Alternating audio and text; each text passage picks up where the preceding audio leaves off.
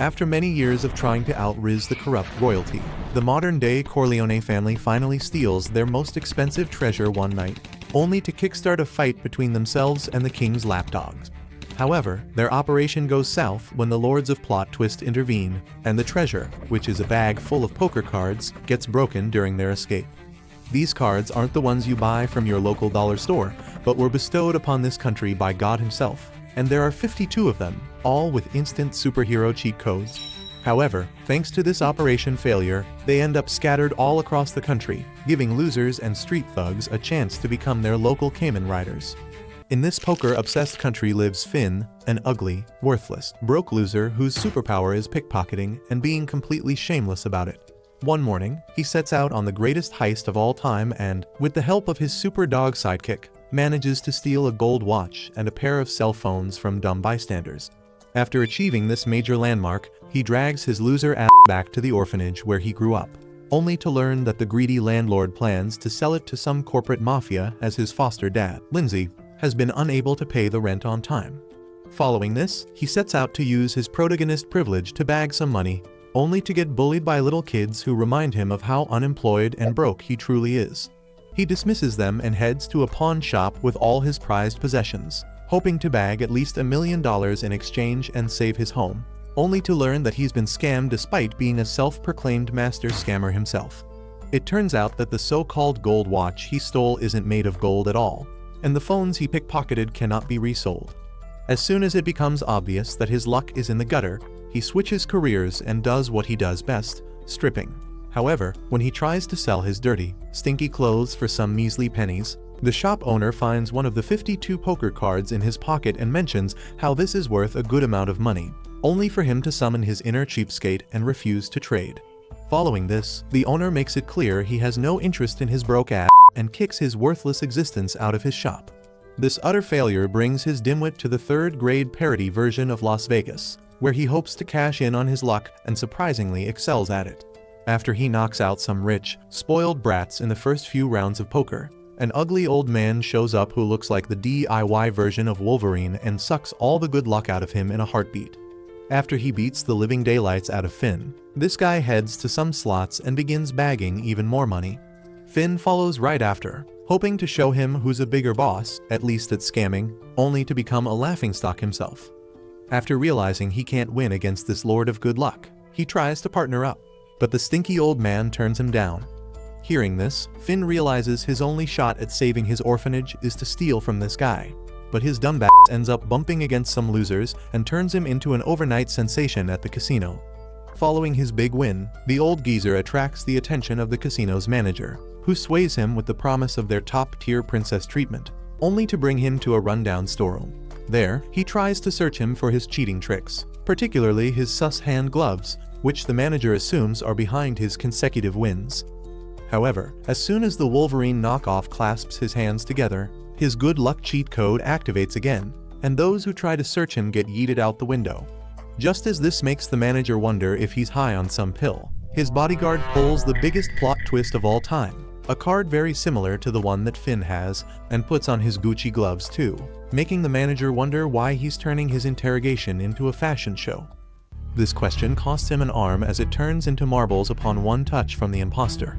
Meanwhile, another guy in a flashy Walmart suit sprints to the scene as the sus guy shows the Wolverine knockoff how good he is with his tongue and threatens him about how he'll turn his wife and kid into a marble masterpiece if he doesn't hand him the card he's using to spike up his luck.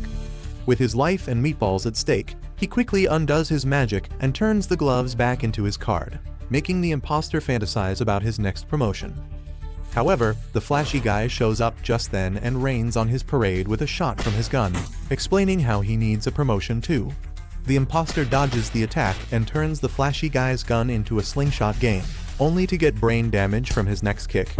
As this new guy pulls out a card and puts on his dollar store gloves too, Finn wonders when poker became so violent.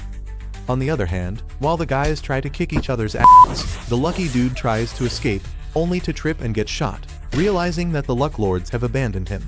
As he tries to snatch it back from the guy with batty eyebrows, he turns his head into a raspberry smoothie and shifts his attention back to the guy in the suit. Finn uses this opportunity to escape, but doesn't leave empty-handed as his pickpocketing finally comes in handy, and he steals the lucky guy's card from the imposter dude. As Finn flees with a stolen car and big dreams about how he'll save his orphanage using this lucky trump card, the imposter dude follows after in his flashy car and violates over 50 traffic laws. He shoots his marbles at Finn, yapping about how he has no idea how important these cards are, only to meet head-on with another speeding car on a bridge. As Finn survives the accident thanks to plot armor, he discovers that the other car belonged to the guy in the flashy suit from before, who politely asks him for the stolen card. However, before they can seal a business deal, the marble guy shoots him in the head and tells Finn his brains will be next if he doesn't hand over the card to him. Tired of his yapping, Finn finally pulls out his card, giving him the shock of the century, and puts on his Gucci gloves too as a pistol materializes in his hand. Just as the other dude shoots his marble at Finn, he shoots his shot too, which pierces through the marble and grazes the guy's arm, essentially putting him out of order. However, before Finn can move on with his life, the flashy dude wakes up from the dead, wondering if Finn is a player too, and points his gun at him, saying that he needs to steal the lucky card from him even if it unalives him. As the two continue to lock eyes like star-crossed lovers, the flashy guy starts yapping about how Finn shouldn't steal from others, almost as if he's not on a poker heist himself, only for Finn to point his gun at him and threaten to shoot him. This fear factor junkie steps closer to Finn and tells him to shoot, only for their bromance to get interrupted by another car that sprouts vines at Finn, essentially knocking him out. He later wakes up in a fancy room surrounded by 3 more flashy people in suits and realizes that the old guy, whose specialty is tea making, knows his name. Not only that, but these Ocean's 11 wannabes even know his favorite drink and the size of his eggplant. Just as he's about to report these stalkers to 911, the guy from before walks in and tells Finn to forget about his card and the events from last night. When he protests, he shoves his handgun into his mouth, threatening to blow his empty brains out, only for a phone call to interrupt his funeral. As the old guy reaches out to answer it, the police follow after a shady guy in the city, only to come across a hunk who thinks he's The Rock. After showing off his bulletproof plot armor, this guy teaches the police who the real boss is. On the other hand, the old guy at the fancy car studio becomes Finn's unpaid teacher, and explains how his ordinary-looking card is an X playing overpowered cheat code to gain special powers. The catch is that the card chooses its player, so not everyone can use it at their convenience, and those chosen by it are called players. Just as Finn wonders why the gun isn't in his mouth anymore, the old dude explains how these cards are currently scattered all across their country, and they, being the king's personal Ocean's 11, have been ordered to collect them. Finn says he isn't interested in all his yapping, only for him to tell the broke dude to suck it up as he'll be their newest employee starting right now.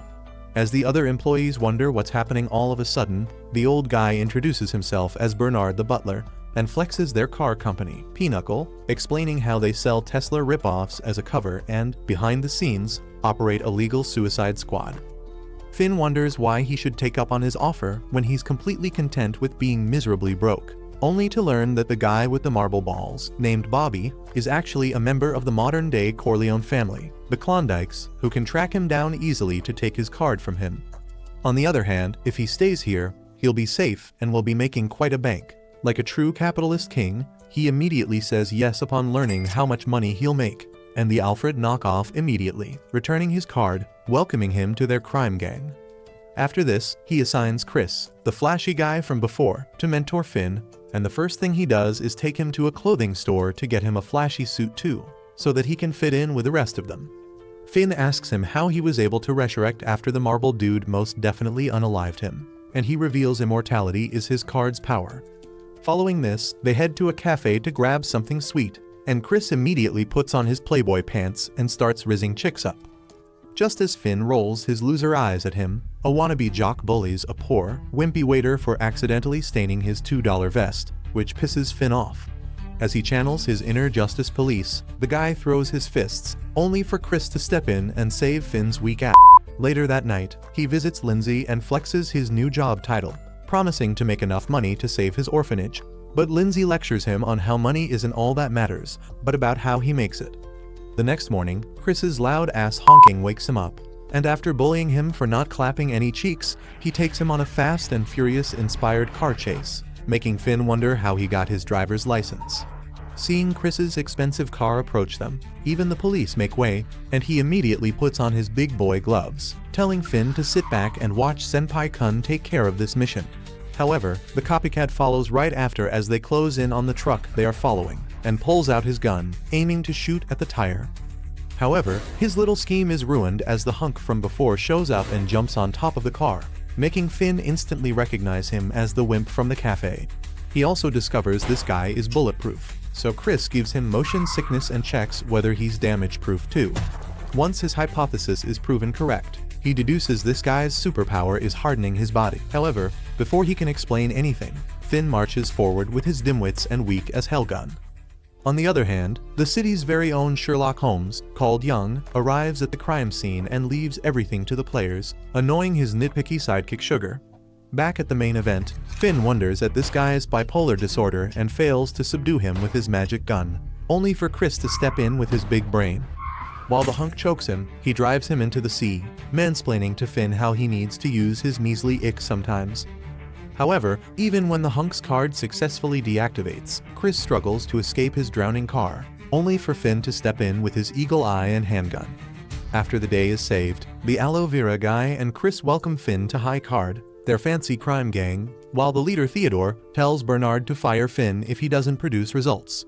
Some days later, a shady cult prays to a makeshift fire god and gets blessed with a poker card. On the other hand, Finn finally gets his very own fancy suit and imagines himself walking in Paris when he notices an abduction in broad daylight. As he tails the car on a stolen scooter, the pansy criminals who are practically shitting their pants from the alpha aura of the rich kid they kidnapped tell him to call his father, beg for forgiveness, and tell him to bring them $10 million. The kid, who couldn't care less about any of this, tells them he doesn't remember his phone number, which they hardly believe. However, before they can pull one on him, Finn shoots the tires of their car, putting it out of order. Just as the two losers try to figure out what happened, he escapes with the rich kid and brings him into a local cafe. However, instead of thanking him for saving his life, the stuck-up Nepo baby tells him to leave him alone, and when Finn practically begs to be thanked, he preaches him some bullshit about how he needs to respect traffic rules and value the life of the victim instead of trying to play the Terminator all the time. Just as Finn reels from this shock, the kidnappers show up and begin their villain origin story about how this rich guy's father destroyed their livelihoods, only for the kid to say it's only natural for the rich to devour the poor. As he walks out, stating that he has no time to waste on crybabies like them, Finn tries to pep talk them into entering their redemption arc, only for them to throw fists. He easily dodges their attacks and explains that, even though he understands their backstory is tragic, they can't just go around kidnapping people.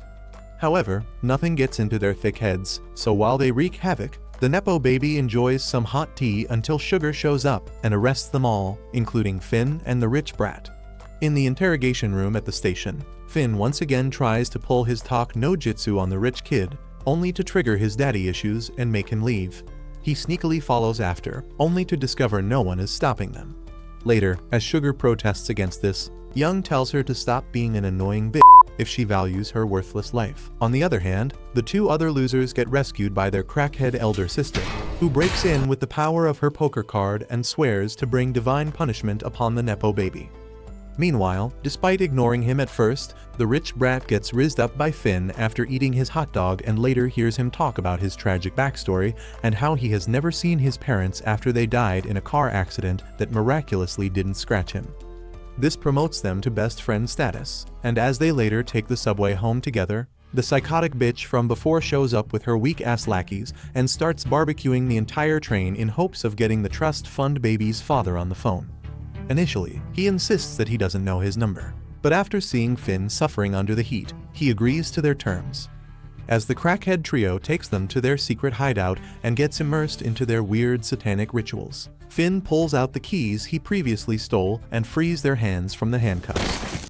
Just then, the weaklings approach Finn, and after revealing how they'll make minced meat out of the rich brat, they start to wonder who this broke-looking guy next to him is. Finn isn't too pleased to hear this, and in the fit of an overreaction, pulls out his card and drops some heavy artillery on them. Just as he tells the Nepo baby to run outside, he tells him to be mindful of the situation, only for Finn to go off on his own.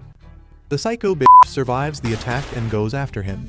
Finn, on the other hand, upon realizing his bullets are too weak to counter her, hides behind some barrels while she tries her best to barbecue his dumb ass.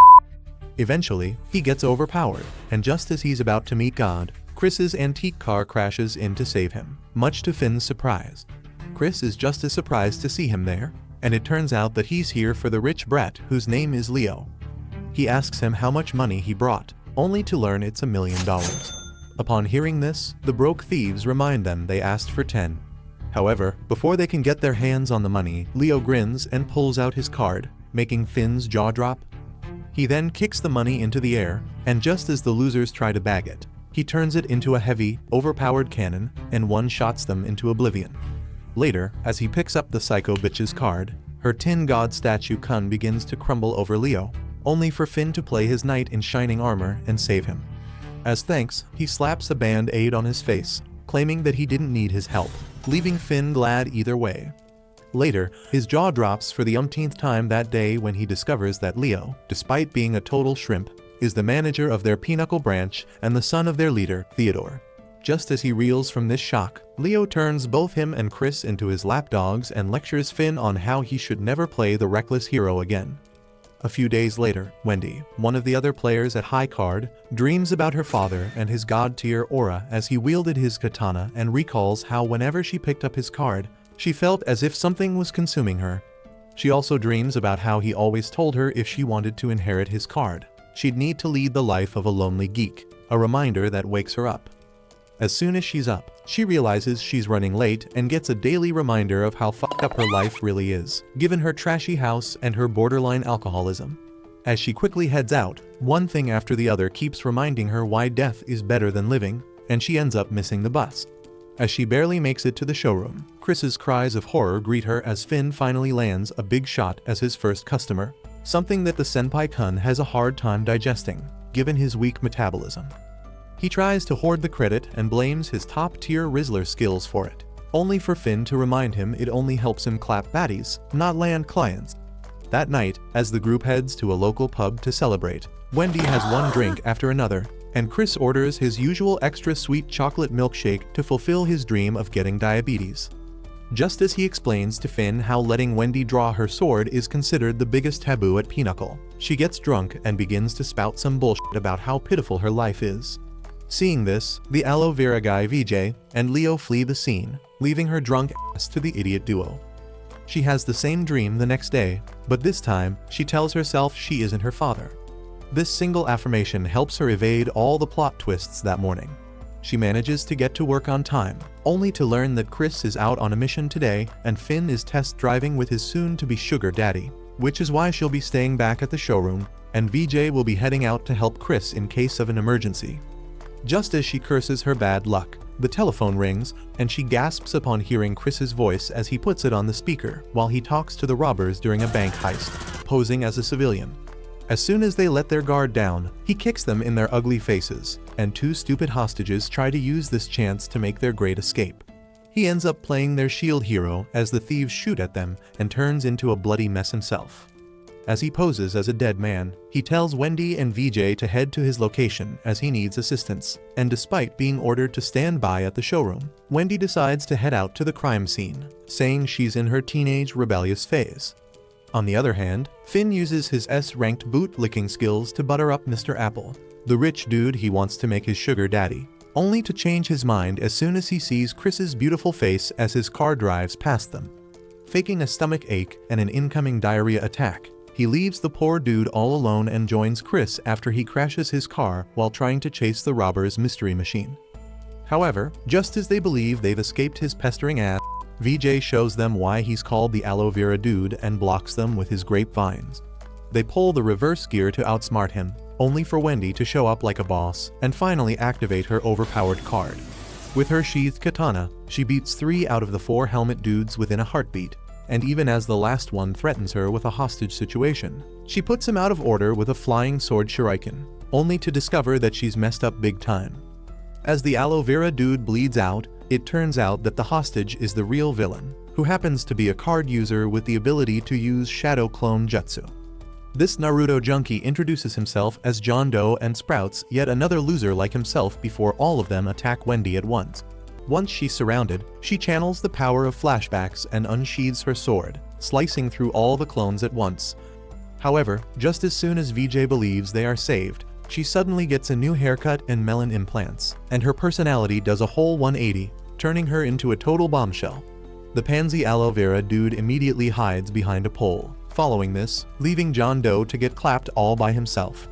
As Wendy's alter ego sees all his clones as an all-you-can-eat buffet, VJ warns Chris about Love P's arrival. He, on the other hand, explains to Finn how, upon drawing her sword, Wendy's hotter personality takes over, who is nothing but a cold-blooded kicker, something far more dangerous than their weak-as-hell John Doe. Back at the crime scene, Love P's Riz makes John Doe faint, and VJ becomes her next target, only for the trust fund baby to intervene with $1 million locker to lock her in.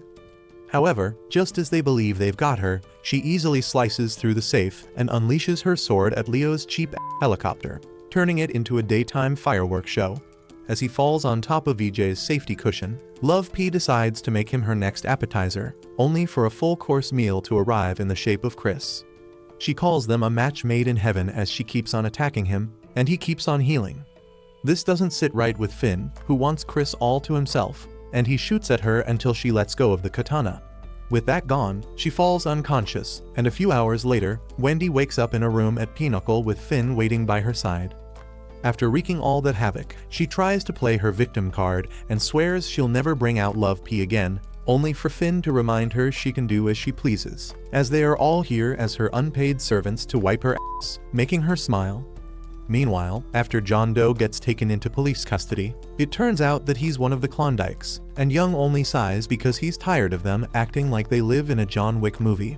Sugar, on the other hand, doesn't understand why Chris isn't being brought in for interrogation, and lectures her superiors about how they need to get their shit straight and go after Pinnacle employees when they are involved with sus things, only for them to say they don't get paid enough for this. Right then, a subordinate enters the office and states that the Klondike disappointment wants to talk to no one but Young, and he sends his greatest soldier in his place instead. Seeing an ugly chick enter the room instead of Young's old ass initially irks the criminal, but when she offers to protect him as a witness in exchange for info on the Klondikes, this pansy traitor quickly gives in and manipulates her with his crocodile tears, whining about how the family will unalive him if they get their hands on him. She gives him some lame-ass speech about how cool the police are, and this stupid weakling instantly believes one dim-witted chick can save him from the modern-day Corleones. Meanwhile, the sus detective calls Theodore, demanding to know why his employees keep getting busted lately, only for him to tell him to touch some grass. From then onwards, Sugar takes on the unpaid role of playing James Bond, and on the road to getting a PhD in stalkology, she discovers that Pinnacle employees have no contact with the Klondikes and do nothing suspicious. On the other hand, Young tries his luck as he crashes a Klondike party and roasts Bobby for getting screwed by an amateur and getting promoted to clerkship in his Mafia household. This guy gets PTSD from it and swears to smoke Finn's ass when he gets his hands on him.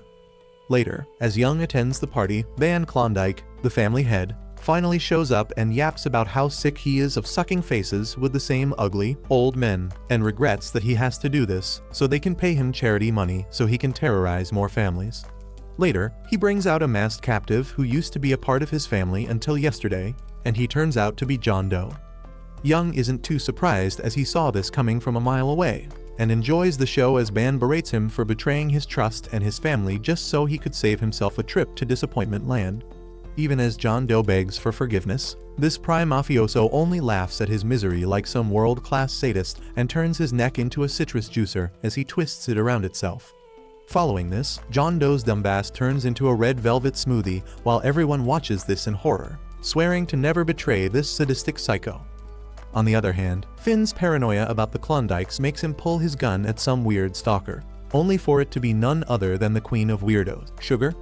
Thanks to this genius move, she captures the lowest member of the Pinnacle hierarchy and drags him to the police station. However, their little trip ends in a traffic disaster as a school bus crashes into them, and they barely survive it. Just as they reel from this shock, Sugar realizes she's hit her dumb head way too hard, and gravity suddenly vanishes, and the bus starts flying. Seeing this horror right before them, Finn tells her to undo his cuffs, and they barely manage it just in time and save their miserable butts before they turn into smash burger patties.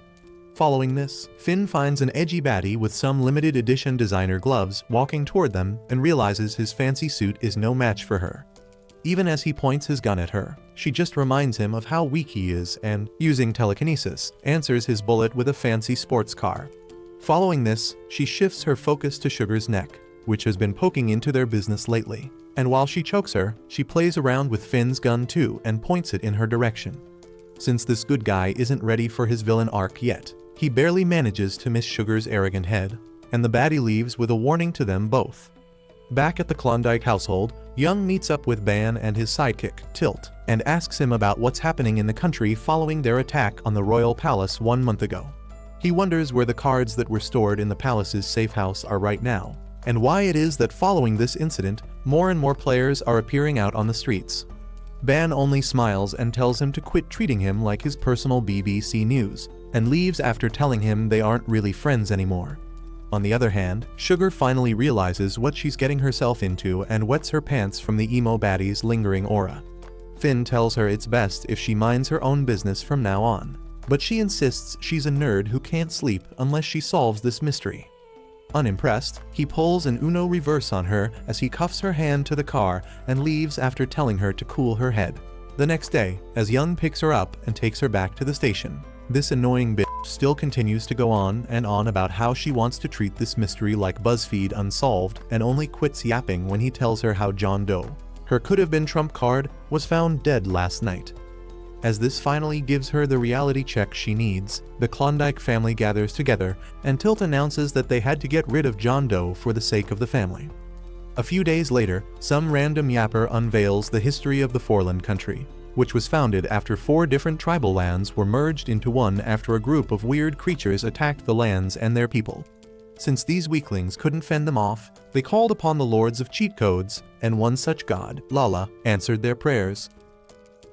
This guy returned with a shrimp and, under his rule, created 13 supernatural poker cards for each of the tribes and as such, gathered a counter-gang of 52 knights. However, these guys couldn't win against the aliens even with the power of plot armor, and the shrimpy kid was forced to use the power of all 52 cards to finally win the battle. Expectedly, he became the first king of Foreland and the muse of many Shakespeare wannabes in modern culture. Although most normies don't believe in these cards, this random yapper reveals that in today's grand auction, they'd be putting out one such card for the bidding game, and expectedly, one of the chief guests turns out to be the poker fiend, Leo. His greatest rival in this quest turns out to be a James Charles ripoff with hair extensions called King, who is half internet celebrity and half human abomination. High Card can't believe they'd be going against such a clown either, particularly Finn, but he's too busy puking his guts out to focus on anything else. The Aloe Vera Man reveals they'd be switching the real card with a fake one today, and Finn's inner justice police gets triggered, making him wonder if they'd be pulling yet another card heist today. That's when Leo enters the room and reminds him the cards initially belonged to the king before they got stolen, so they'd only be returning them.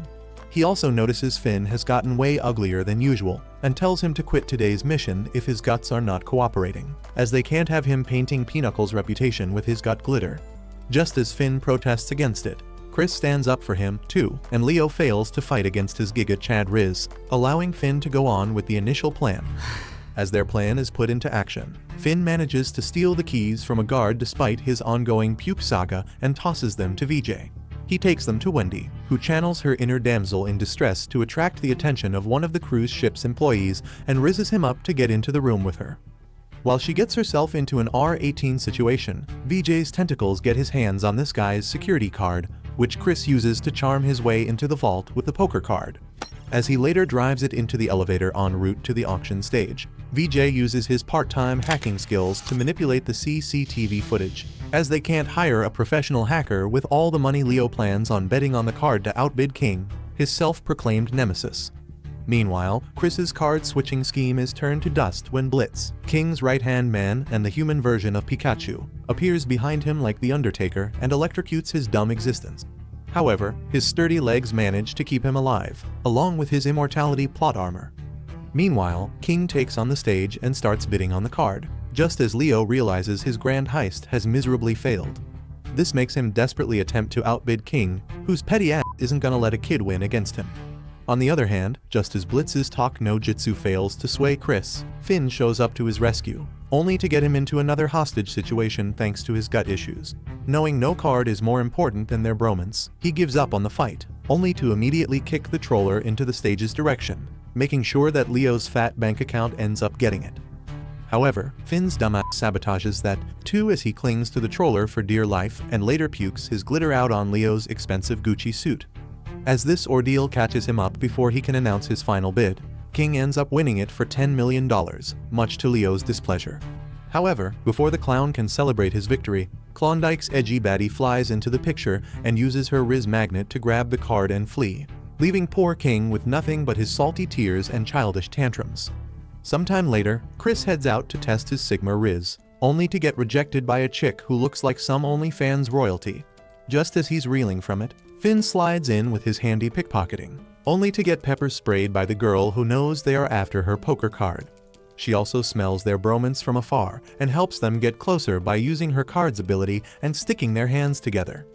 Later, despite complaining about being forced to suck faces like this, the dudes end up sharing Chris's extra sweet chocolate shake, while VJ uses his stalking skills to find out she's called Chelsea, a self-proclaimed Instagram influencer. Following this, the two head out to a hot girl pool party where Chelsea keeps rejecting boys, and tell her to undo their hand clasp if she wants to make it out of there alive. However, they end up clowning and become the party's laughingstock while Chelsea leaves it grinning. With no other option left, Chris tries to sever their connection once and for all with his handy dagger, only for that to fail, too. Following this idiot duo follows the chick from place to place, only to be outwitted in the end and lays around at a park later, where Finn mentions how he doesn't really mind sticking together like this. However, Chris has other plans as he has an important date the following day, and he tries to drag him away for another cops and robbers game with Chelsea, only to come across Mr. Apple, who gets his heart broken upon realizing his could-have-been sugar baby already has a rainbow dude by his side. After escaping him, they corner Chelsea in some alleyway, and she reasons that she's using her card so she can find her soulmate. Just as Finn wonders what kind of Cinderella fantasy she's living, with a face as ugly as hers, Chris tries to bribe her with money and princess treatment in exchange for the card, but she turns him down, calling him an empty-hearted womanizer. The cultured man completely agrees with her, but as he tries to go after her again, Finn holds him back and drags him to his place so they can strengthen their bro bond. There, after eating some borderline expired canned food, they end up sleeping, only for Finn to be startled awake by a weird dream later. Chris notices this, which brings them to their first deep talk session, and he opens up to him about how he's been seeing a black armored guy trying to unalive him ever since he experienced the car accident that took his parents and elder brother. However, Chris is more interested in his phone and asks Finn never to speak about what he'll see on his date tomorrow. Morning comes, and the duo heads out to meet Chris's newest side chick, only for Finn's whole world to shatter upon learning she's actually his sister, Michelle. Moreover, she believes her playboy brother is dating Finn and asks him to take care of him, which leaves him no choice but to play the role of a rainbow dude. As the date goes on, Michelle tells Finn about how protective and kind her brother is, making him wonder if Chris has a split personality disorder. When she later takes a bathroom break, Chris thanks him for playing along in front of his sister, as he hasn't told her anything about his shady card business, which Chelsea overhears. She once again berates Chris for being a liar and a sad, miserable two-faced jerk, which he completely agrees with.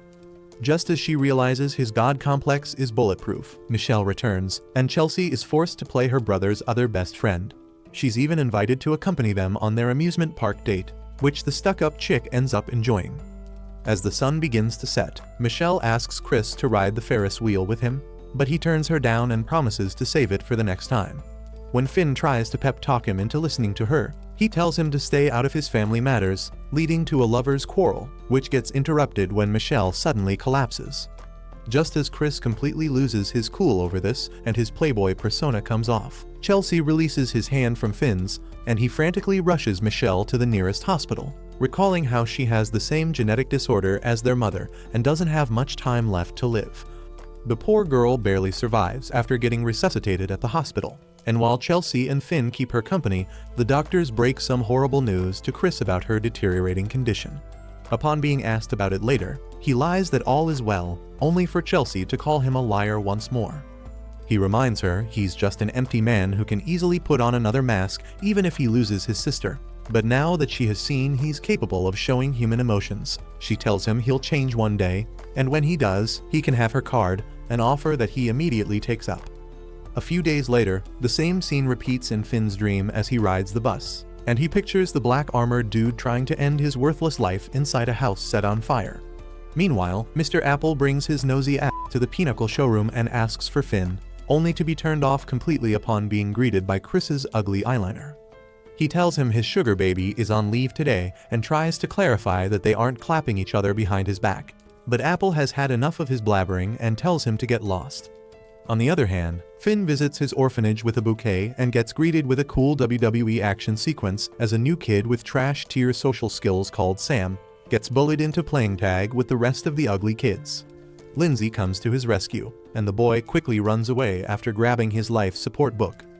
Finn uses this chance to remind his foster father he's getting old and reassures him that Sam will adjust in some time.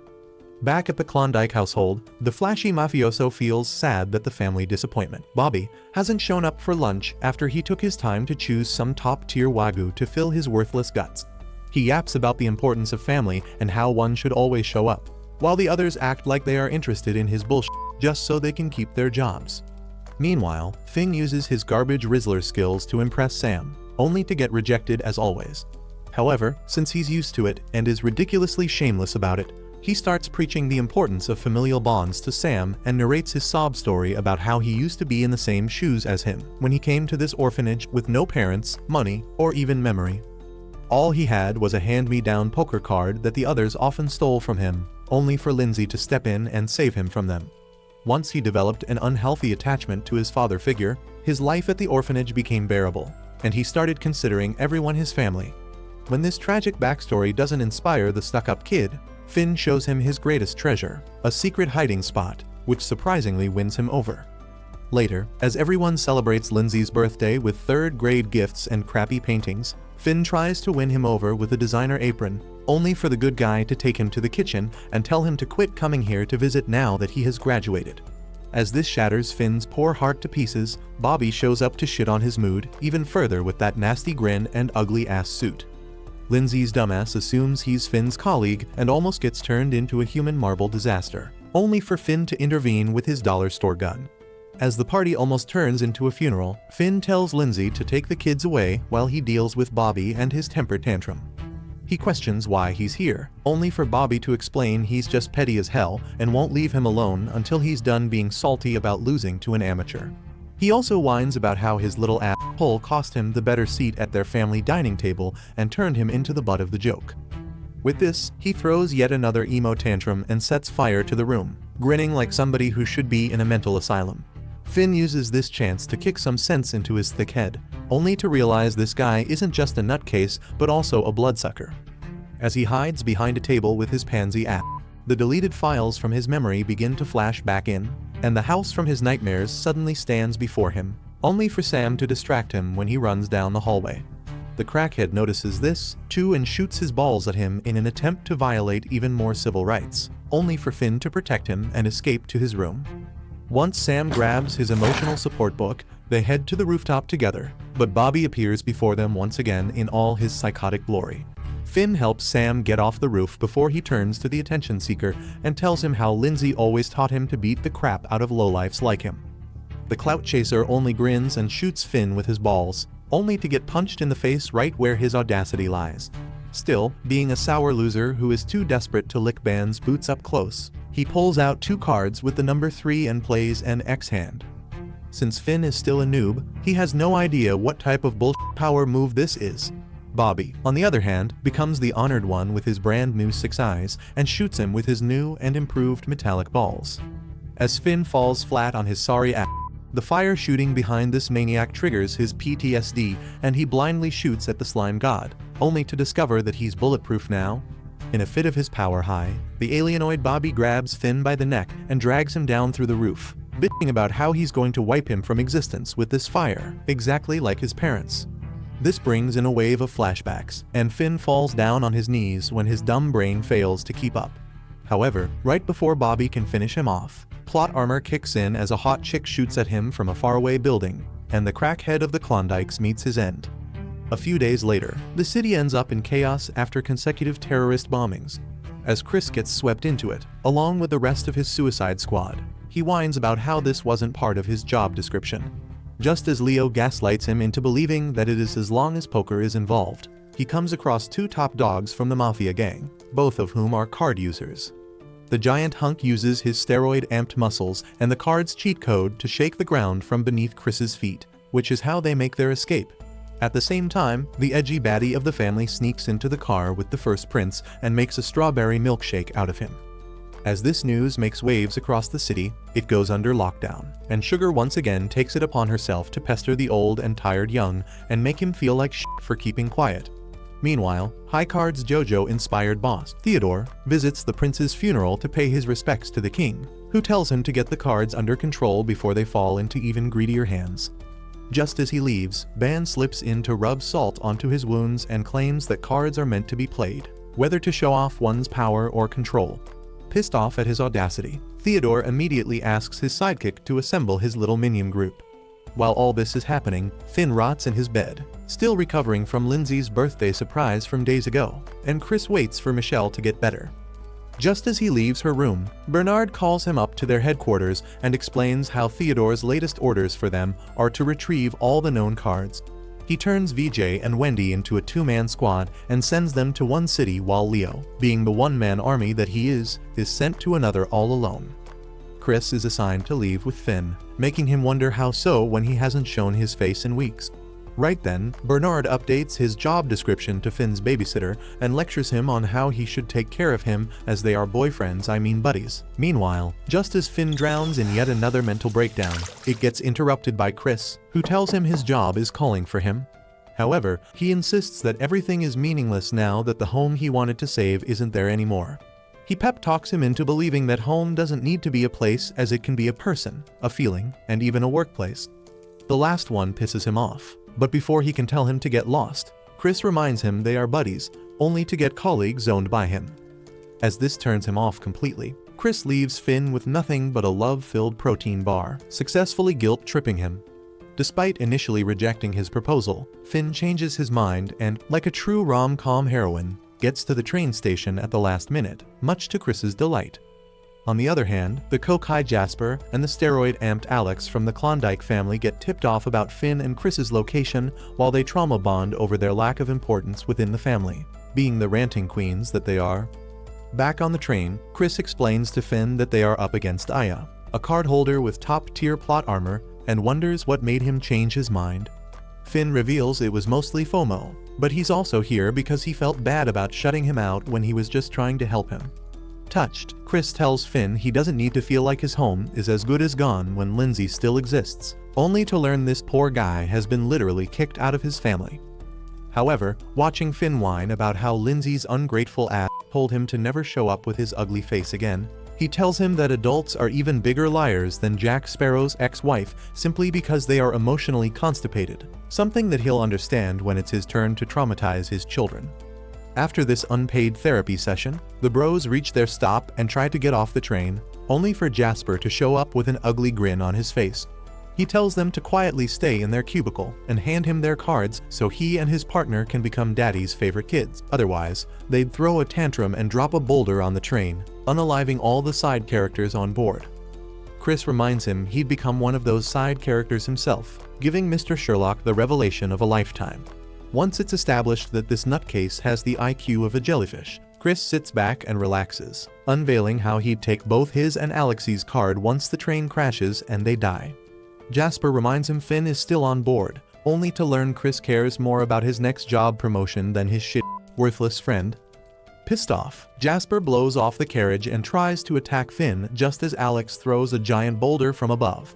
Chris counters this by yeeting Finn into the river below and goes for Jasper's neck, kicking him down the train. Realizing that he's as good as dead, this pansy conjures his card magic to render the train tracks, barely keeping the train from crashing.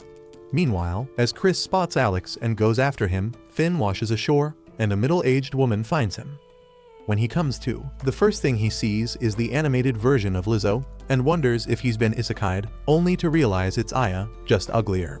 He worries he may have lost his V card to an old hag, only for her to remind him Theodore's stinky rats are not her type. Just as he sighs in relief at the first problem, the second one strikes, and he realizes his cover has been blown. Moreover, it turns out that Aya is also a high card member and already knows why Finn is here.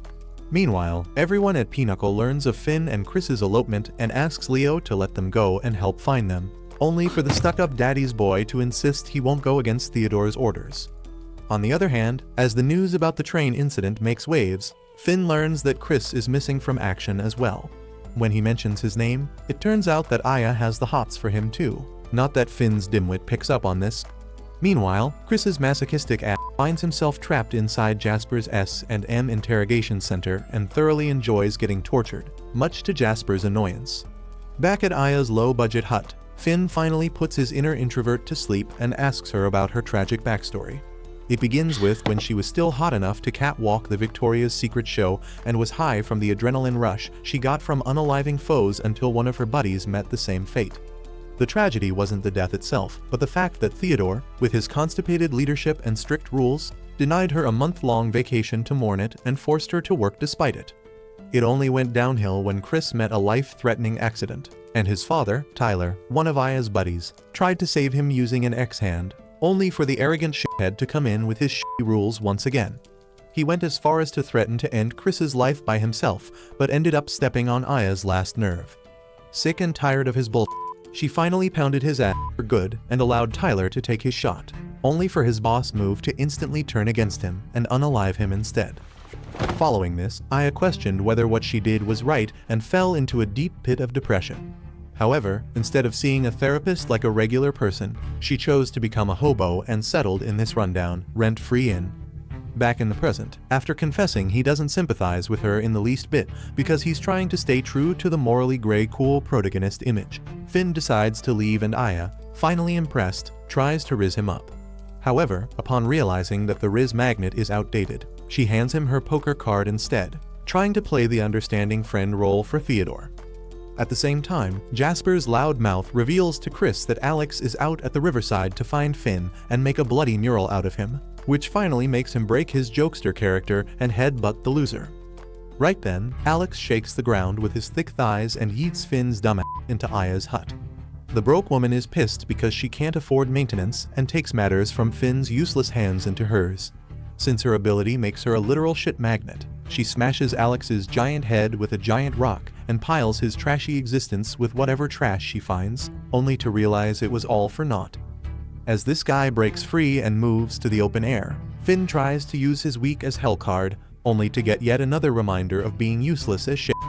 As Alex digs a hole big enough to fit Aya and tries to smash her, Chris shows up to save the day in a hand-me-down car and kicks some sense into the giant shithead.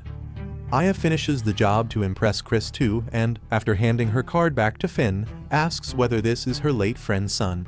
Just as he nods his head and approaches Chris for an "I'm glad you're safe" hug, he pulls his gun at him like some maniac and shoots him, finally entering his villain era. As Chris's past unfolds, it turns out that he's the real alpha who just wants to save his sister's life in exchange for himself. It all started when, after a long day of having fun with his family, he woke up in a hospital room with his father's dead body lying right next to him. It left him with so much trauma that his personality did a complete 180, turning him into Johnny Bravo. However, just having Riz and bitches isn't enough to treat his PTSD, so he's taken it upon himself to play Michelle's doctor too. As he drives down this path of villainhood, Finn wakes up and finds himself in the Pinnacle showroom, finding it hard to digest that he just got dumped in the worst possible way. To make matters worse, Leo barges in right then, asking about Chris's plans and whereabouts, afraid that his daddy might disown him if he figures one of his men took off with his precious cards. Realizing that Finn is just as clueless as he is, the kid finally backs away and reveals that Chris has been kicked out of their crime gang. As always, Finn tries to beg him to change his mind, but to no use. In fact, he learns that he and the rest of the gang are currently stationed at the royal palace to protect the stupid, weak as king and his ugly princes simply because Theodore is too emotionally stunted to allow them to help their friend. At the same time, the sewer king Ban lectures his minions about some bullshit and assigns the emo baddie the task of handling Chris. On the other hand, Chris meets up with Chelsea to get his daily dose of hot chicks.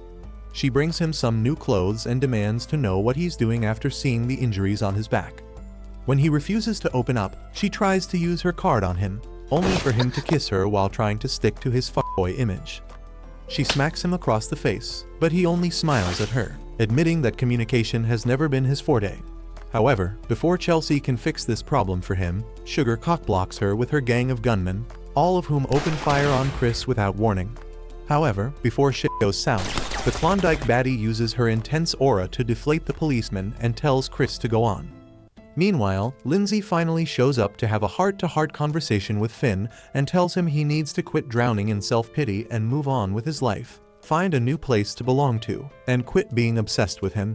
He further shows him a letter and donation check that Chris has left for the orphanage and asks if this guy is somebody he can call his home. Just as he silently admits that he can, Finn realizes that Chris has a family too, which is Michelle, and ends up connecting all the dots. With his final brain cell finally working, he rushes to the hospital, realizing that Chris has been silently collecting cards to play an X-hand to save Michelle. In the meantime, the mafioso and his gang crash into the royal palace, which Leo and company are forced to defend. On the other hand, Chris breaks into the hospital with his gun, and this news reaches Sugar, who immediately heads to the crime scene with Chelsea. Finn does too, but all he finds is Michelle's empty bed and a letter from Chris. Upon calling him on his new number, he learns that the one who tipped Alex and Jasper about Aya's card was him, and that he did all of this to save his sister. When Finn tries to play the moral police role and suggests that he could have helped him find another way if he'd just been honest, Chris pulls his Uno reverse card and colleague zones him.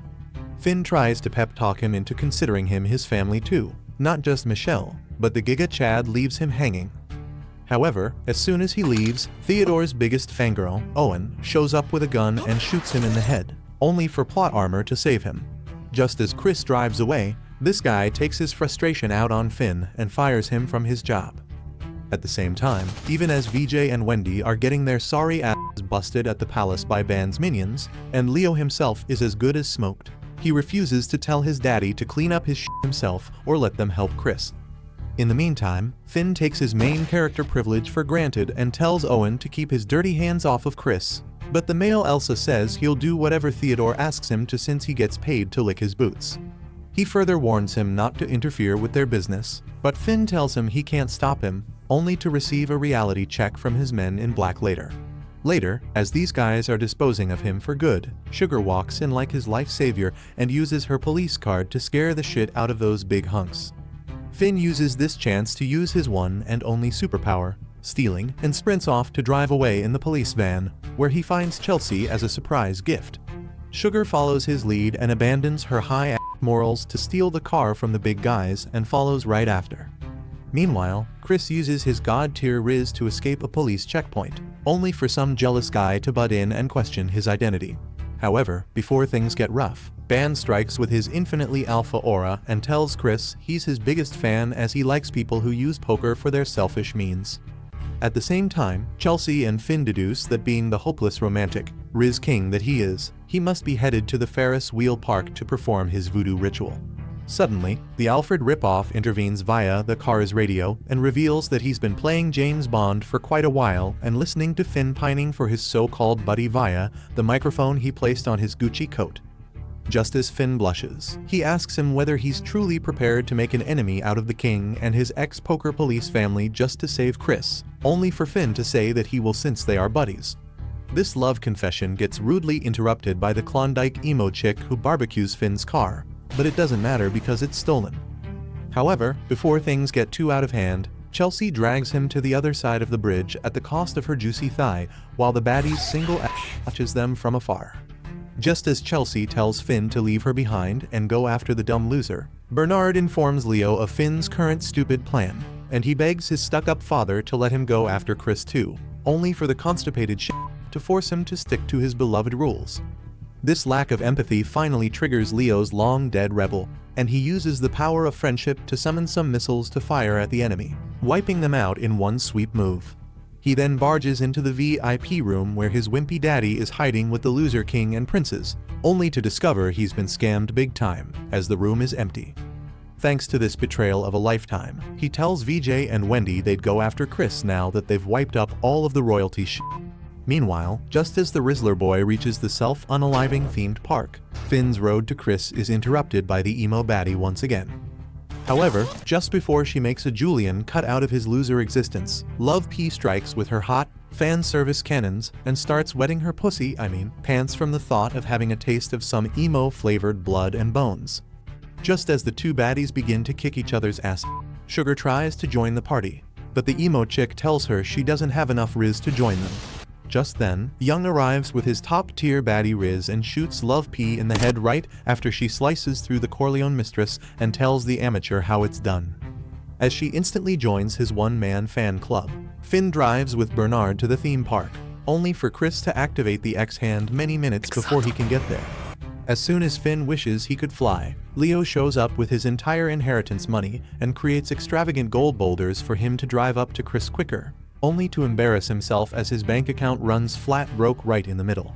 Meanwhile, Chris slowly starts turning into a zombie. Bernard channels his hidden bat and hands Finn his card before driving him mid-air. Finn, who has forgotten he isn't a bird with wings, makes Newton roll in his grave by defying gravity and stays mid-air for enough time to yap about how weak and worthless he is, and yet, he'd be making the final move in their Stop Chris's bullshit mission. He then shoots straight into his X-hand bubble and knocks one card out of the 4 Chris was using, undoing his witchcraft with his magic bullet. Surprisingly, however, Michelle is still miraculously saved, and while Chris's weak ass faints, Finn and company celebrate while he hangs from VJ's grapevines. Days later, when Chris wakes up, he learns that both he and Michelle have survived, only to almost get a heart attack later upon learning that his punishment for going against their self-proclaimed godfather is to become Finn's junior at Pinochle, which hurts his fragile male ego. Meanwhile, despite escaping Love P's fatal attack, the emo Klondike baddie gets stabbed by the Dark Knight from Finn's nightmares in a sewer somewhere. Days later, once Chris is all patched up, the new and improved Justice League cosplays Maverick and goes after another rogue card user who can fly. Finn claims he doesn't need any cheat code to do so as he can pull it off with his third-rate Batman costume alone, which Chris disagrees with. Still, the squad jumps off of the plane almost as if they are all tired of living, and Finn flashes his toy gun to condemn the wannabe Superman to hell. A few days later, after Finn has enjoyed his favorite wiener sandwich, Chris picks him up for their date and uses his Nepo card to enter the Capitol. There, the squad watches the Raspberry Shake Prince's funeral live on TV, while Chris complains about how much his back hurts from carrying the weight of all his Riz. At the same time, Theodore, with his favorite chick Owen, visits the constipated king, who reminds him they need to steal back all the cards by January so he can finally sever the connection between them and their chosen users. Being the king of bootlicking, he nods his head and promises to complete this mission. As soon as he leaves, his biggest fan tries to talk to him, only for Owen to intervene and tell him to get lost since shit like him can't speak with his self-proclaimed majesty. Leo reminds him they are talking about his father, but Owen tells him he has too many daddy issues to even call him his daddy anymore. Since that's the one cold hard truth poor Leo can't argue against, he hands him the briefcase full of poker cards and leaves just as the 2 remaining princes walk past them, silently competing for the ugliest character design contest. Meanwhile, as Young and his annoying little chick raid the Klondike mansion, they get lured into a spicy trap that barbecues Young as he tries to protect her worthless ass. At the same time, Finn visits Lindsay at the construction site for the new orphanage and learns that his sugar daddy, Mr. Apple, has bought the land for him.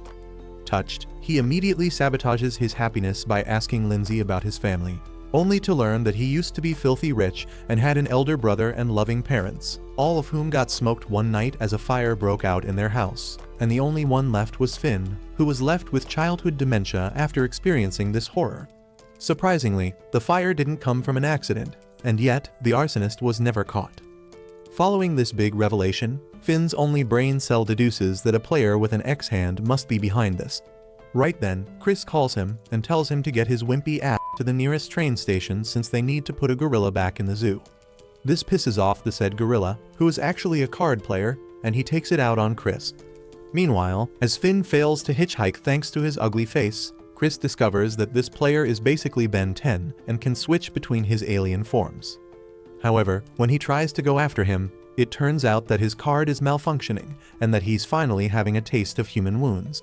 Right then, Finn shows up to save his ass, and Chris tells him to go after the animal freak, he immediately acts upon his orders, only to find that the wannabe Ben 10 has already been skewered by none other than the Darth Vader from his nightmares. As Finn trembles from his past traumas, the knight in shining armor swallows the ex-gorilla's card and turns his attention to his worthless existence, only for Chris to get there in time and save his funeral money. Realizing they'd be cooked if they stayed here, the wimps run away. As soon as they do so, Tilt and his side chick arrive and tell the Darth Vader to go back to his own franchise. That night, as Chris discovers that neither Leo nor the aloe vera guy knows anything about this new character, the mafioso travels with his favorite emo minion and tells him the world is about to change for the better. A few days later, a girl loses her chance to get isekai'd by Truck Kun thanks to a local guy who thinks he's Mr. Incredible. Meanwhile, Chris meets up with Michelle, and while she excitedly names all the places she wants to visit soon, he watches her with awestruck eyes. She notices this too and thanks him for the selfless sacrifice he made for her, without knowing how much this act of selflessness has cost him. Later, he tells Finn their next target is the lost Weasley sibling who became Mr. Incredible after Hogwarts rejected him. However, he notices that Finn's mind is still on the Black Knight and asks him about it, making him wonder how he could tell. He feeds him some friends can read each other's minds bullshit right before they get on the plane.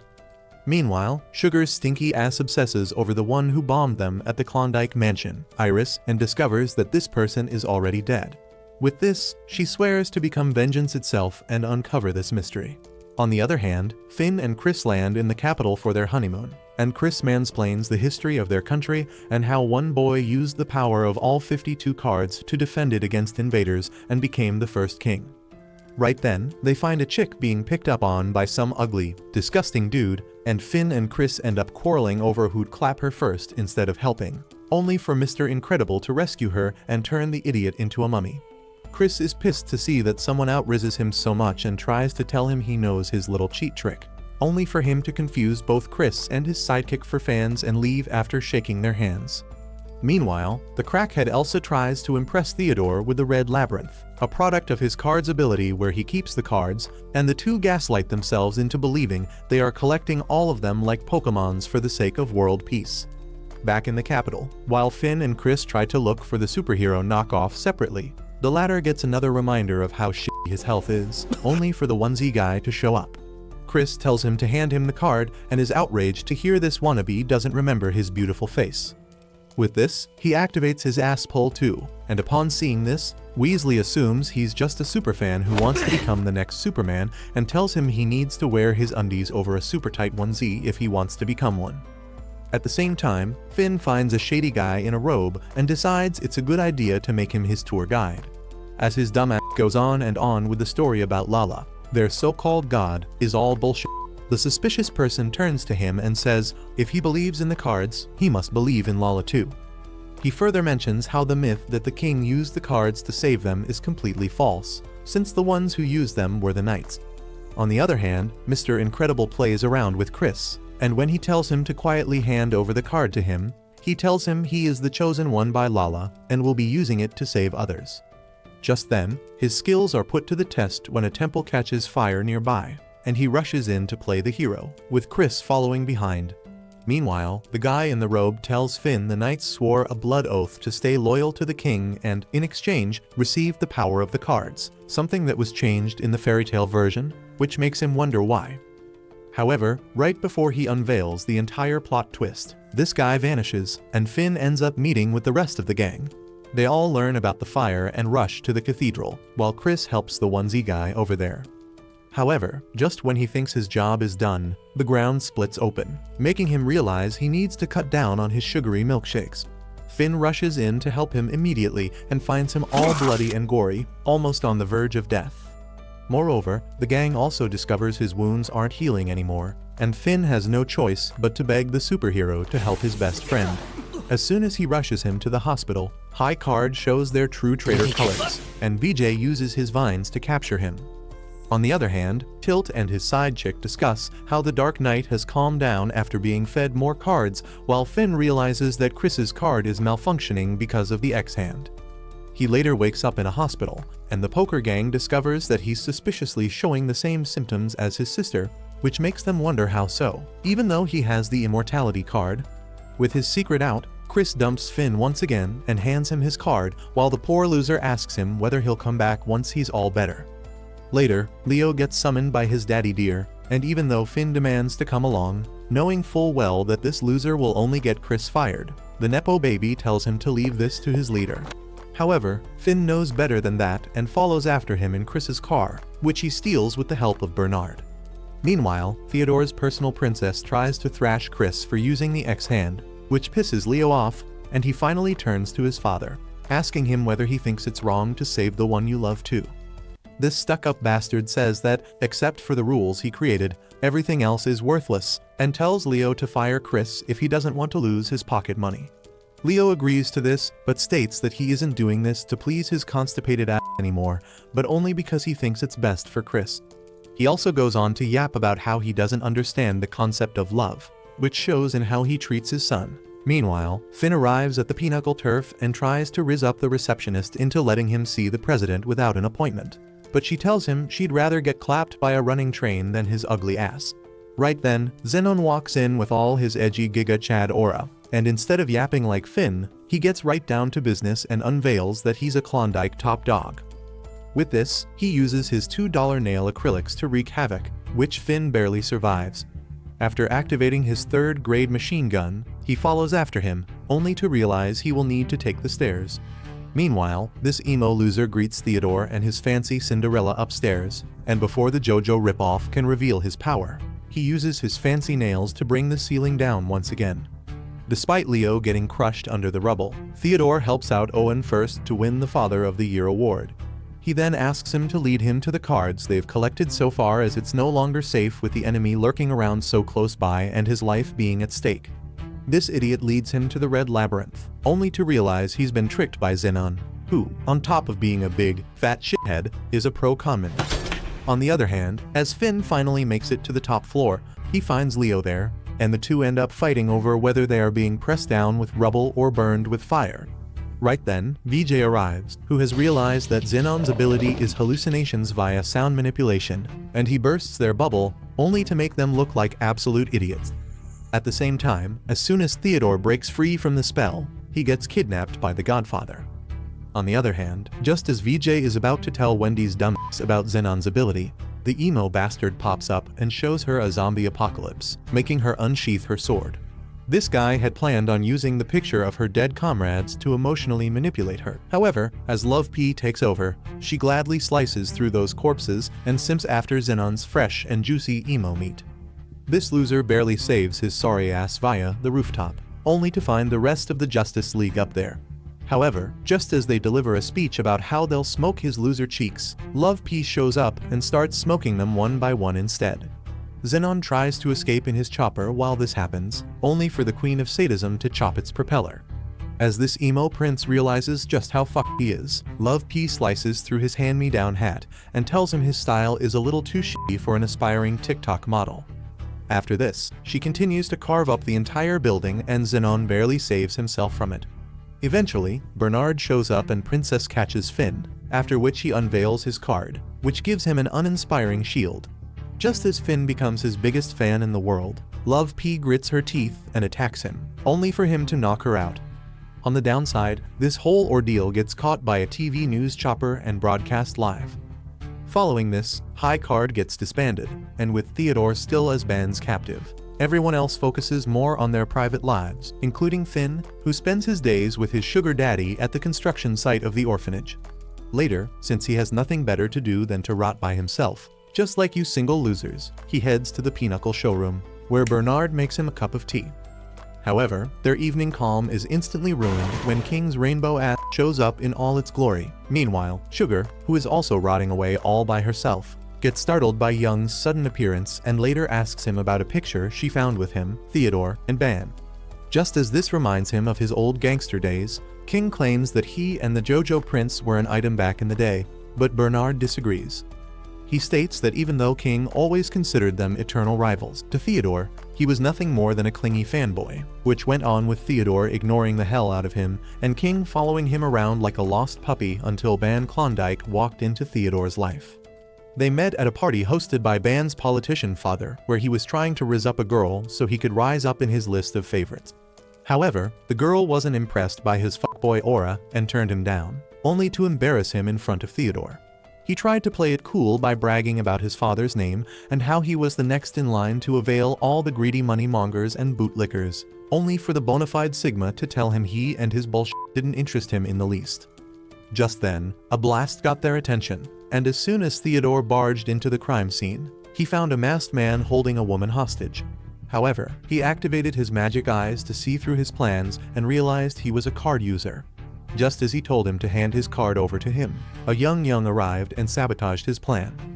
This user, whose ability was camouflaging, immediately hid, and Theodore had to use his magic eyes to save Young's stupid ass.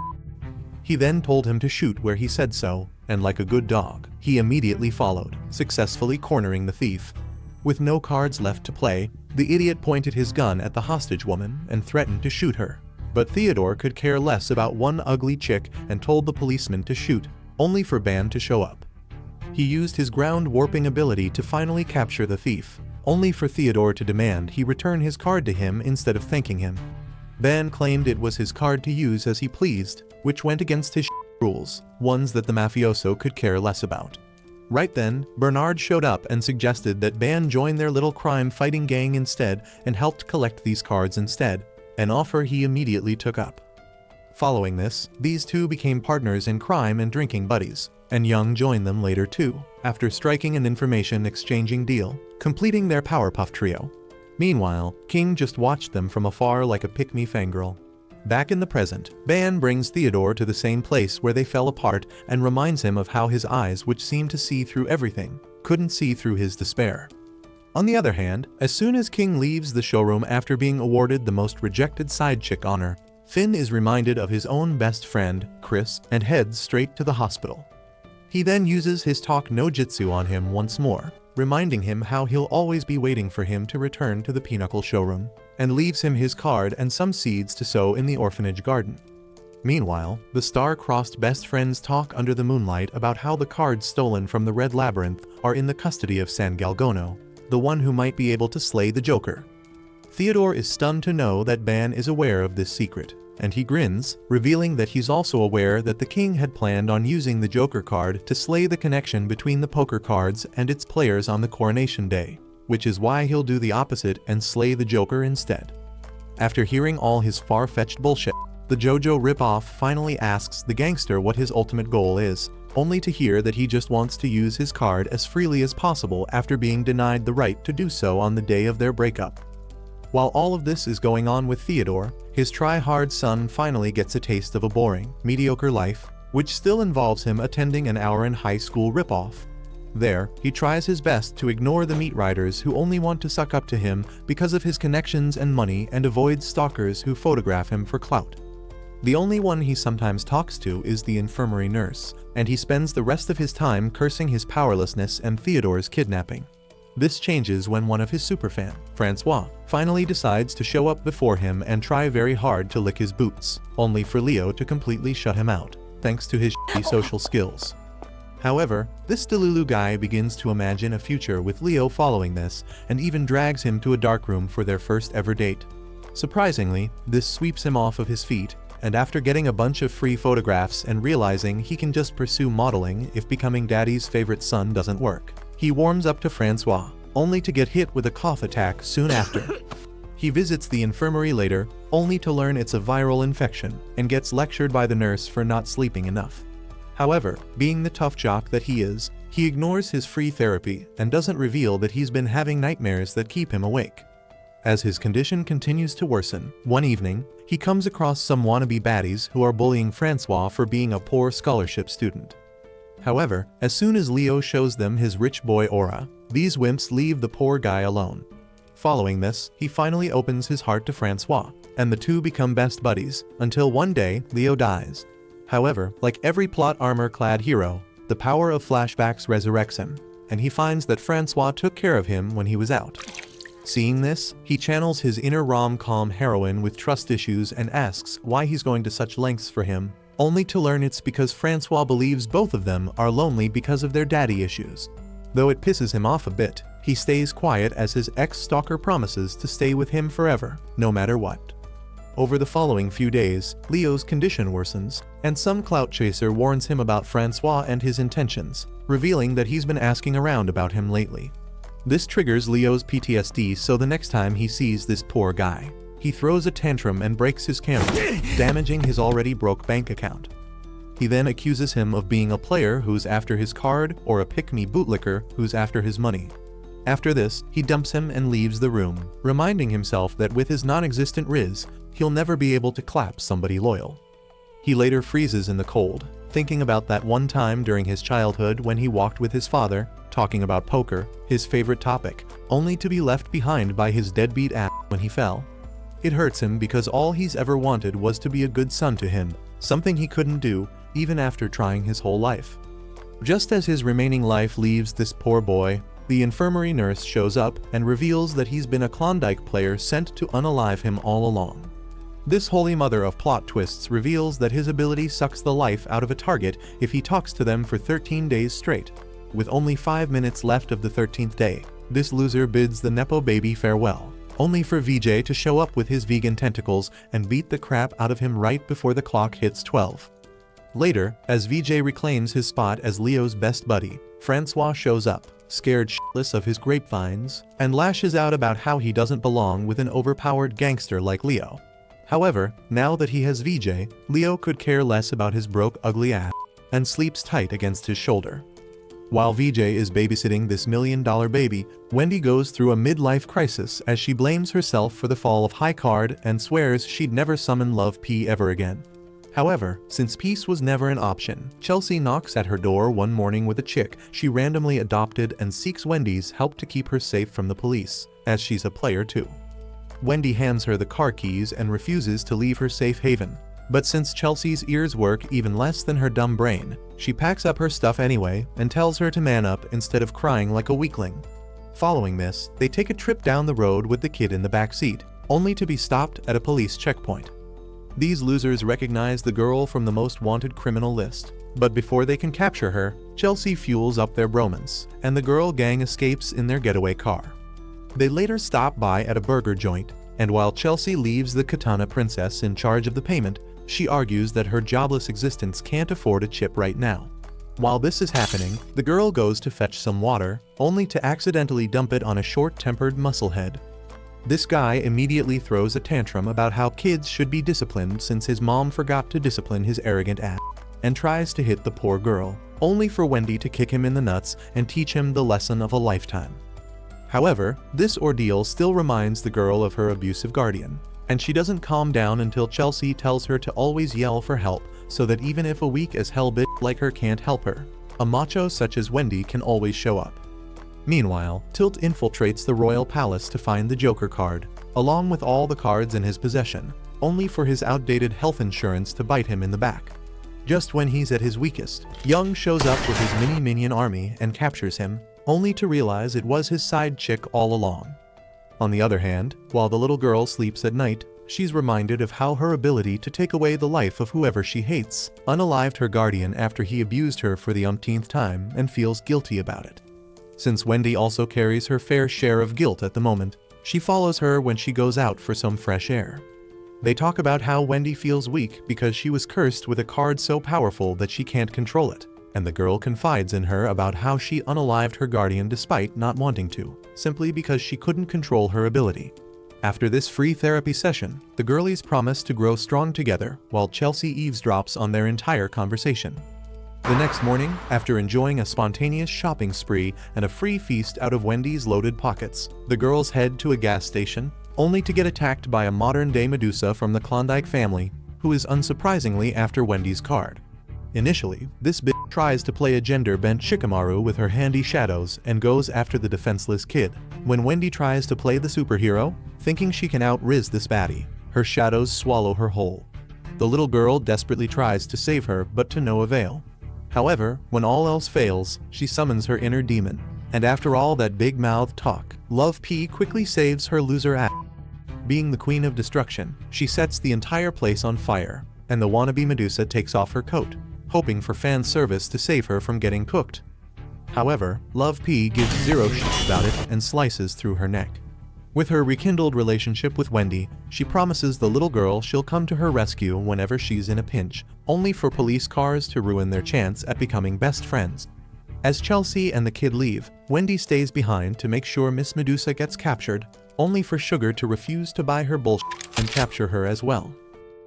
After pulling off this ultra-risky stunt, Sugar heads back to the super-secret military base where the police are collecting all the card players like Pokémons.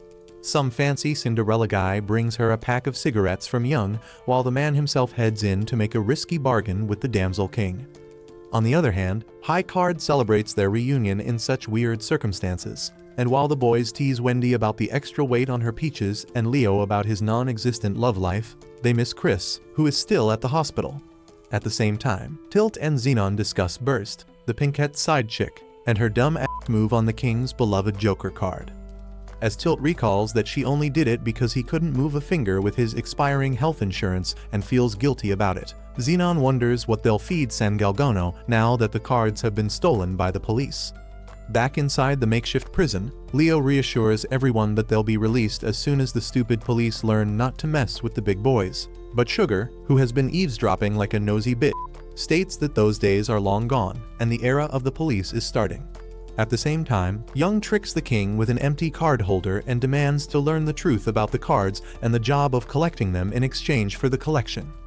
This stunt wins him a private audience with the King, during which he reveals that there's a rat in the palace who leaked the info about the Joker card and its location to the Mafia gang. Meanwhile, Sugar uses her grade school level interrogation skills against Burst and asks her about Iris, revealing that she's aware she isn't dead and has been living on the outskirts of town. In fact, when she interrogated her, the girl revealed that she was threatened by a group of maniacs and had to surrender her card in exchange for her life. Sugar believes it was her and her sneaky little card that helps her become someone else and use their ability, but Burst stays quiet. Frustrated, Sugar's power-obsessed ass claims she'll get her to sing like a bird soon, only for her bad boys to ramp walk into their hideout just then and make a massacre out of all the guards that get in their way.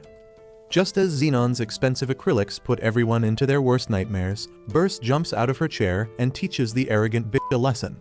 With her cocky existence out of the picture, she finds all the stolen cards inside the cigarette pack Young sent her, while Bernard's once again proves why he's the hottest dilf in existence. He takes out a makeshift bomb that he had hidden inside his shoe and uses it to pull the coolest prison break in history. On the other hand, Burst refuses to hand Tilt the cards she has found and runs into the Pinochle homies, only for the simp to follow right after. However, before a gang war can go off, Tilt begins hallucinating about San Galgono and falls to his knees as Burst tries to help him.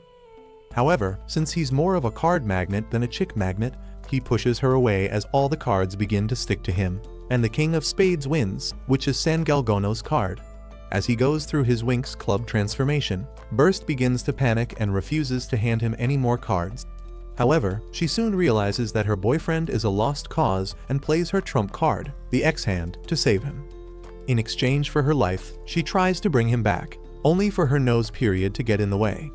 With this, San Galgono tries to test his blade on her, only for Finn to save her. Right after this, Chris barges in with his fancy car and tries to turn the Darth Vader wannabe into a smashed tin can patty, only for his armor to get in the way. On the other hand, an adrenaline-high Finn uses his cheap-ass gun to make him answer why he barbecued his parents when there are plenty of chickens out there, only for Chris to save him with a dramatic lover's embrace. This pisses off San Galgono since he's never been laid, and he throws a tantrum. Chris triggers it even more with his ultra-cool Riz and the pack of cards that he stole, only to get his ass kicked. Leo and the rest of his useless squad realize Chris's cheat code isn't completely back yet, but none of them intervenes, even as the Darth Vader holds him by the throat until the god of plot armor walks in himself and stops time for everyone but Finn. This edgy Sigma teleports Finn back to the past and tells him to sit back and relax as he plays the real story about their world before him. Finn asks this guy if he's just another player with a PhD in world history, only to learn he's their god Lala himself. He begins the origin story of the country's obsession with poker from long ago when it was still just 4 different tribes, all fighting amongst themselves. Even when the British Empire made them their next invasion target, the knights of the 4 tribes just upheld their personal beef over the dead bodies of their civilians. Among these selfish bastards was a really cute alpha who, even after losing his entire family, prayed for world peace and the safety of these knights. His chivalry impressed Lala so much that he decided to leave heaven for his sake and created the first ever poker cards in history with overpowered cheat codes. However, the beef-obsessed knights refused to make such a pipsqueak their king, and San Galgono, their commander, tried to slice him in half, only for the power of plot armor to save him. Lala knew these power-high maniacs wouldn't be swayed unless he satisfied their greed, so he offered to grant them the power of these cards in exchange for joining the future king's emo boy band. Expectedly, the first to take up the offer was San Galgono's greed, but just when everyone thought his good guy arc would kickstart, his power hunger got the better of him, and he unalived Lala's vessel.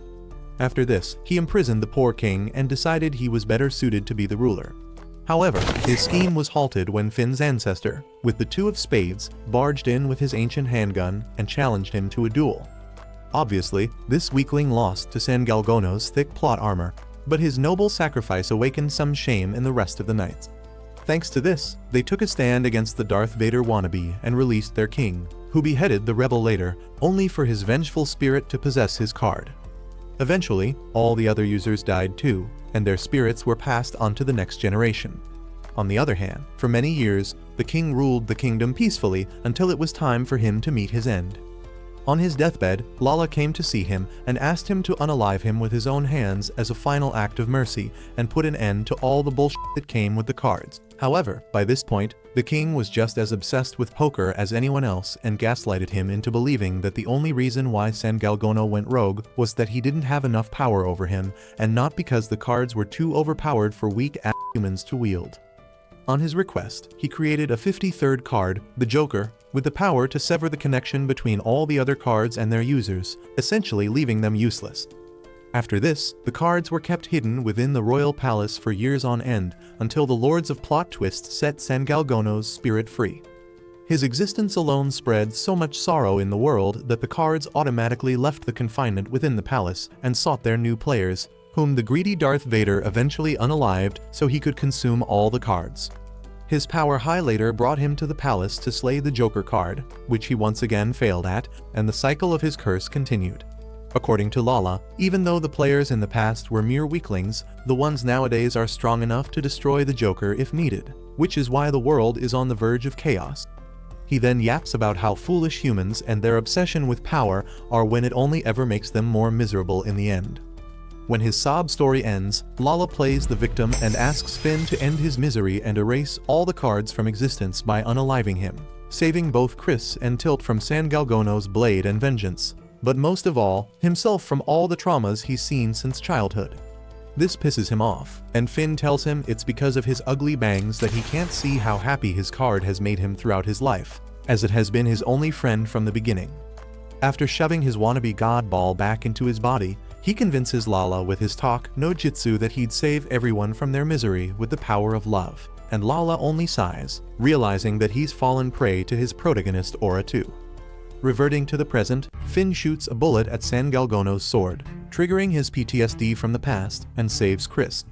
After landing a kick right in the knight's ugly face, he grabs Chris's hand, reminding the poor knight that he is and will always be a third wheel, and flees. However, even as the knight throws a tantrum over this, Xenon upholds his job of traumatizing people and tells Finn he should have recruited him on the night of the fire instead. When the poor boy tells him to elaborate, he only smirks, causing Finn to shoot his gun at him. This edgy shithead saves himself by taking Chris hostage and points his Wolverine claws at Finn, only for San Galgono to follow suit and slice his arm in two, essentially saving Finn. Just as everyone tries to understand this new development, Tilt undoes his San Galgono cosplay, and Owen shows up. Looking like a sleep-deprived maniac, he shoots Tilt and captures Xenon in his red labyrinth, proving that his Coke High era is something to reckon with. Once Tilt has been thrown into his detention dimension, he turns his attention to Burst and starts beating the shit out of her, blaming her and the Klondikes for stealing his Princess Theodore from him. However, right before he kicks her into his labyrinth too, Finn points his gun at him, saying that he won't let the cards cause anyone any misfortune ever again, as that is High Card's new mission. Just as everyone wonders when he got promoted to their leader, Chris smirks like a proud boyfriend and jumps right into the hellhole to save Burst. While VJ pulls him out, Wendy punches the little bitch in Owen, and Bernard collects the cards, suggesting that they should return home. Meanwhile, Xenon tortures Tilt while in confinement, and he gets flashbacks from the barbecue party at Finn's house. Later, as Chris provides fan service, Finn says he doesn't want revenge on the Black Knight as much as he wants to learn the truth about what happened, just so he can come a step closer to adulthood. Later, as Leo interrogates Burst and tells her to reveal everything she knows about the Klondikes in exchange for Tilt's life, Owen argues against letting him live since he's so obsessed with revenge he's turning into Sasakeith. On the other hand, as the king of sadism gets high on Tilt's tortured face, he reveals to him that he used his ability to distort his memories and that Ban had him do it because he needed San Galgono. This puts the Dark Knight on autopilot, and as Xenon gets even more turned on from imagining all the spanking he'll do to him, he rains on his parade and slices him in one swift move. After this, he goes full Super Saiyan and breaks out of Owen's dimension. Seeing this, Burst finally speaks for the first time in forever and begs them to save Tilt, as it isn't long until San Galgono unalives the Joker card. While everyone refuses to believe whatever bullshit she's spouting, Finn says she's telling the truth since Lala himself told him that. This makes his homies wonder if he's been on some sus pills lately, but Leo deduces that Finn is too dumb to make up something like this, so he must be telling the truth. Burst adds her 2 cents and gaslights Leo by telling him that Theodore is alive, which Owen refuses to believe. However, the Nepo baby says even if it means being Delulu, he will save his father, for which he needs Mr. Snow White's help. Meanwhile, an alive and free Tilt calls Ban, telling him about Xenon's death and that Pinnacle once again swept the cards from right under their noses. Hearing this, the macho boss turns to the JoJo prince and congratulates him for having a son who isn't as useless as he thought, and the latter begins to yap about how this is their family tradition. This triggers Ban again, and he brings up the past, asking whether he thinks his so-called rules are actually useful. At the same time, Young gets tired of acting like Sugar's free of charge therapist after her historical failure at trying to become a badass and steps out for a much-needed smoke, only to get smoked by a hooded man with a dagger sent by the royal family, simply because he offended them by butting into their family issues. On the other hand, VJ and Wendy are sent to submit the cards to the Psycho King, and Leo, along with his 2 minions, are sent to rescue their JoJo-inspired Rapunzel, while Chris stays back with Bernard to babysit Burst. Before the group heads out, Leo is about to give yet another one of his long-ass head talks. However, King barges in just then to save everyone's ears. He later accompanies Finn and Leo on their top-secret mission, but Leo leaves him behind as their guard dog while they head to the abandoned building where Theodore is stuck inside. At the same time, Sugar mourns Young's death and swears to uphold his legacy and reveal all of the dark secrets the royal family is hiding. Meanwhile, VJ and Wendy surprise the king with the cards they've collected, but they refuse to hand them over, saying he can't take care of them with his demented ass anyway. This triggers his feeble ass, and just as he has a seizure from being hit with the cold hard truth, he reminds the duo they are just Theodore's dogs and can't be bossing him around. Later, the biggest plot twist unfolds as the rat in the palace turns out to be the 3rd prince, who calls Ban and yaps about how he's been leaking info to him about the ex-blind, the Joker's location, and even the 1st prince's assassination, but has gotten nowhere closer to becoming the next king as his crackhead father and his nerdy 2nd son are still alive. Even as he reminds him how he got rid of Young for him, Ban just hangs up on him as he's got better things to do, for example, enjoying his first date in forever with Theodore. Just then, as Leo and company barge into the building, they discover it's empty. However, Owen quickly catches up on the warm chair left behind by Theodore and tells Leo about it. But by then, it's already too late as Ban works his magic to add 3 more Pokémons to his hostage collection. Upon waking up and seeing Theodore, Leo crawls up to him, only for the constipated bastard to lecture him on being the dumbest loser in existence instead. Seeing this not-so-touching reunion reminds Ban of his own father and how he desperately wanted to save him long ago, and he tells Leo a tale from 25 years ago. It turns out that his politician father was barbecued by the police during one of his parties, and when he tried to turn back time to save him with an X-hand, Theodore prevented it, leaving him with nothing but a ghoul eye, which was the price paid for playing an X-hand. After that, he went on to become the town's local Ken Kanki and later started his personal mafia to avenge his father, which brings him to the present. However, right before he gets to the revenge plan, Tilt returns and asks him why he lied to him about his parents, only for him to grin and say it was all to get San Galgono on his side. This pisses him off, and just as he charges at him to kick his ass, Ban teaches him what an ass kicking really looks like. Leo uses this chance to play the hero, but the mafioso quickly shows him who's the boss, as he turns the Nepo baby into a human piñata and tries to wipe his existence with a human-sized racing gun. Theodore finally embraces parenthood and shields poor Leo. This little stunt costs him his eyes, so he tries to convince Ban to let them go by using his damsel in distress charm, only to trick poor Ban by playing an X-hand with his cards instead. Just as this turns him into a Super Saiyan with the 6 eyes, he beats the crap out of the so-called Alpha Lord, which only serves to trigger him more. With tears in his eyes, poor Ban asks him why he played an X-hand himself right now, but refused to let him play it back then despite being his best friend, only for a co-confused Tilt to ruin the truth reveal moment. However, since Theodore isn't the type to let some measly weakling steal his limelight, he punches him into oblivion and falls into Ban's arms, confessing that he was only trying to save him. This touches the bad guy so much that he enters his good guy arc and uses an X-hand to turn back time, saving Theodore and sacrificing himself instead. When the stuck-up king of Sigmas wakes up, he gets a flashback of what happened and finally decides to embrace Leo, making the Nepo baby realize he can finally die in peace. Just then, another guy with daddy issues shows up and kicks Ban in the face for family's sake before undergoing his Winx Club transformation and eating Finn instead. Following this, Bernard informs Chris of Finn's kidnapping while Leo takes Theodore to the king's palace. He tries to explain to the crazy old man that he should postpone the coronation, but his stuck-up ass refuses to change his mind. He even calls Theodore a traitor and Leo a scumbag who corrupted him, only for the JoJo prince to faint. Chris, on the other hand, heads out to rescue Finn from San Galgono with the help of Burst, despite Bernard's objection. Meanwhile, Finn has flashbacks from his 7th birthday, the day of the fire, and it turns out that Tilt, of all people, is his older brother. While he was still going through his edgy emo phase, he gifted Finn the 2 of Spades card, which matched his King of Spades, and congratulated him on his birthday. Finn, who was the chairman of Tilt's fan club, couldn't be happier, but their parents weren't going to let Finn catch his emo energy, so they dragged him away from him. While he's having this dream, Leo and company learn about Chris's dumb move and try to regroup with him, only for the king's pansy guards to keep them from doing so. On the other hand, Chris tries to rizz up Burst but fails, even when using their shared trauma from playing an X-hand as leverage. He further learns that she has played an X-hand once before and is suffering from the consequences now. However, before he can learn anything else, Sugar shows up and says she needs his help.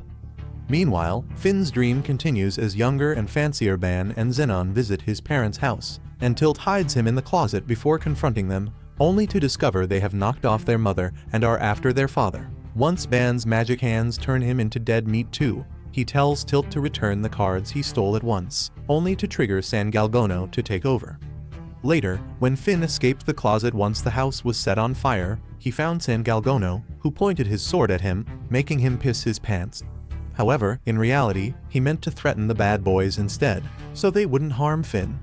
That's when Finn is startled awake to see Tilt's disgusting face and finds himself inside a house like the one that burned down. Just as he wonders what's happening, Tilt tells him he's kidnapped him so that they can stay together in this house forever, or at least until he develops Stockholm Syndrome and falls in love with him again. Finn, who has had enough of plot twists in his life, says he doesn't believe him one bit and tries to escape, only to end up in a room filled with his pictures and whereabouts. Just as he learns that his so-called brother isn't just a bro-con, but a serial stalker too, he's hit with yet another plot twist, and Tilt reveals he used Burst's X-hand to change his appearance and stay close to him in the shape of Mr. Apple. Following this, as Finn pulls out his gun at Tilt, Chris and company barge into the room, only for Tilt to call him his love rival and summon San Galgono's sword to thumb pin his ass to the wall. Seeing this, Finn tells him Chris is more of an elder brother to him than he ever was and rushes to his aid, only for this rejection to trigger San Galgono once again. While he takes him over, Burst yaps about how he's her only family, for whom she has sacrificed herself with an X-hand twice, and won't hesitate for a 3rd time. However, the now transformed San Galgono tells her the emo prince is long gone as he grabs her neck to snap it in two, only for Sugar's useless gun to save her. It reminds San Galgono that his real mission is to unalive the Joker, so he sprints out to do that instead of dealing with Finn's family drama. Meanwhile, he cries out to Chris just before he finally moves to the afterlife, only for Burst to offer to resurrect him for the umpteenth time. It turns out that Chris's Riz did work on her in the car, thanks to which she uses her ability to transform into him and plays an X-Fan. While Finn salivates from seeing two Chris's in the room, Burst loses her life, and Chris returns to life all new and improved. With this, the two go after San Galgono's ghost and swear to save the world with the power of bromance. Soon enough, the coronation of the new king makes waves, only to cause a public uproar.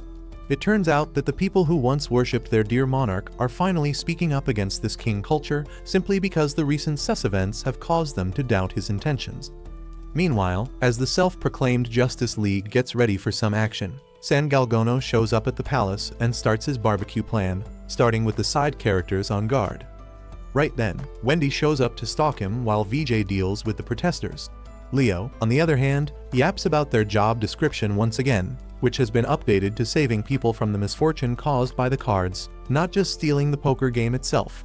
Meanwhile, as Wendy's measly ass is getting busted by the Dark Knight, Finn shows up with his toy gun, which does close to no damage.